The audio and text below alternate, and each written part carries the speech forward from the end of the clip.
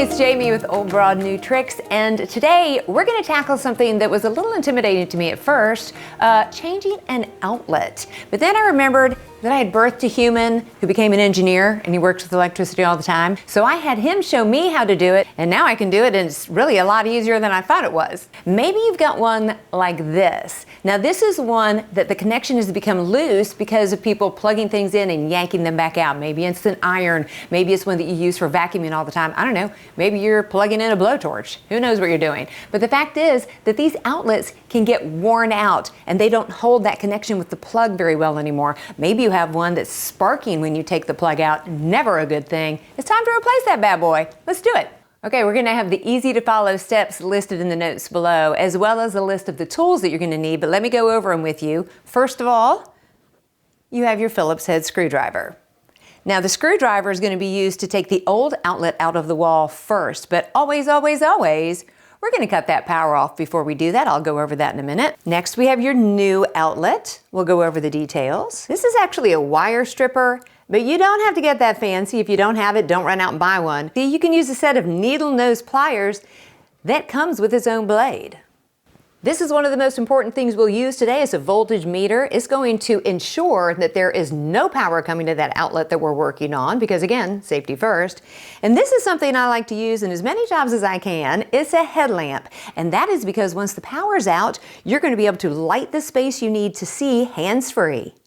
Okay, once you've assembled the tools that you need, the number one thing we're going to do today is turn off power to that outlet because you don't want to be electrocuted doing this little task. We're going to go to number 22, which is the living room outlet I'm working on today, and turn it off.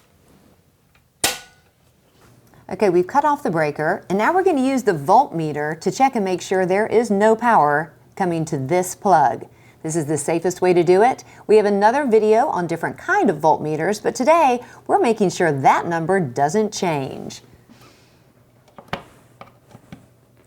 0, 0, we're good. Now for these screws, we're going to need a flathead screwdriver. Okay, here we go. Now black always goes to your hot side. That's also the side with the shorter slots on the plug. White goes to neutral, longer slots, and copper or green goes to ground, which is a green screw. So these are push pin connectors where they slide into a hole at the top. You're going to need a flathead screwdriver to release these. You can see there's a little lever in there. You grab hold of the wire, slide that in, release and pull. Except for in this house. Now, of course, my house is old and almost nothing in here is easy. These old wires are stuck and they won't come out. But you have an option if yours is like this one. You can cut the wires from the old outlet. This makes connecting the new outlet a little trickier, but I did it. You can too if you have to. Now, as you're looking at this old outlet, you can see that there are some extra wires here. It's okay. You have your new outlet. Just attach them to the new outlet in the exact same order they were on the old outlet. I'm going to show you a sped up version of how I actually did it with the wires at the outlet I did in the wall with this crazy 1970s house with all kinds of extra wires.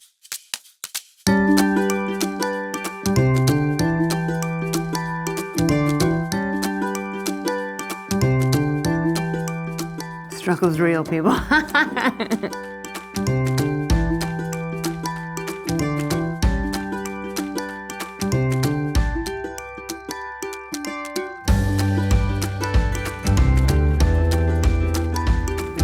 little bit of a workout. Here at the table, I'm going to show you a close-up of how you're going to attach those wires onto your outlet. On the back of your outlet, there's a handy-dandy strip gauge that tells you exactly how much insulation to take off. Lay it in there, line it up, make a little mark with your fingernail.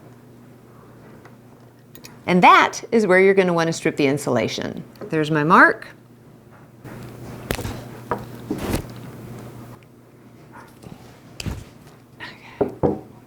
Now you notice that one is solid copper and one is stranded. Not a problem. With the ground wire, I'm just going to twist that. You just want to twist it. You can also do this with your needle nose pliers. Holding very gently at the tip and just twisting. That is one beauty of this particular tool. There's a special spot at the top. Then you use the tool to shape the all-important upside down U.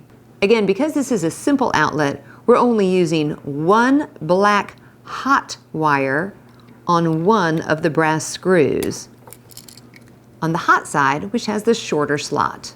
Then place the white neutral wire on the silver screw directly across from the black or hot wire, and then you're ready to screw the ground wire onto the green screw.